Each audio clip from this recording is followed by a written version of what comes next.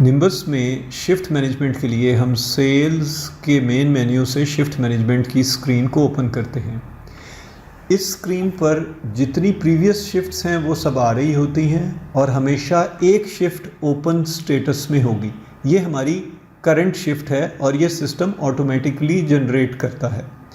Shift management का मकसद है कि कैशियर के कैश को टैली किया जा सके।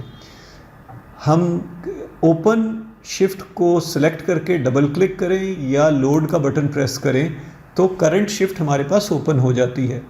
इसमें हमारे पास ओपनिंग कैश है, वो जो टिल में मौजूद था जब शिफ्ट शुरू की गई। शिफ्ट के दौरान मैनेजर से जो कैश वसूल हुआ, आमतौर पे चेंज के लिए वसूल किया जाता है, ये हमारे पास पैसे आ रहे होते हैं कैश रिसीव्ड में। और जो शिफ्ट के दरमियान हमने पैसे मैनेजर को दिए वो कैश स्किम्ड में आ रहे होते हैं।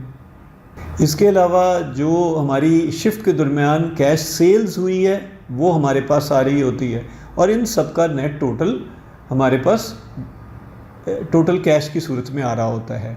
और जब हम कैश काउंटिंग करें तो ये टोटल हमारे पास काउंटिंग में आना चाहिए।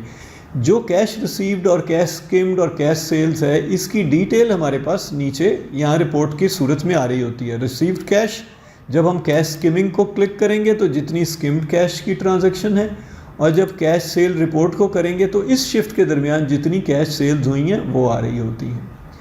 तो यहाँ पर जब शिफ्ट क्लोज हो रही होती है तो कैशियर कैश को काउंटिंग करता है।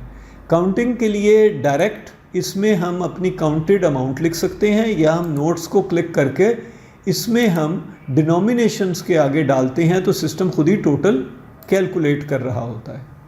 और जब हम शिफ्ट क्लोज करने लगें तो उस टाइम कुछ पैसे मैनेजर के हवाले करते हैं, तो यहाँ पर हम वो टाइप करते हैं।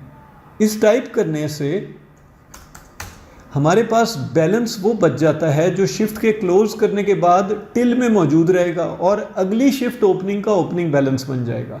तो हम इसको सेव कर देते हैं।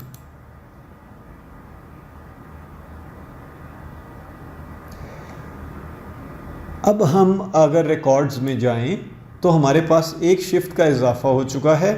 जो पिछली शिफ्ट थी वो हमने क्लोज़ की थी, वो क्लोज्ड फॉर्म में आ गई और सिस्टम ने खुद ब खुद एक नई शिफ्ट ओपन कर दी।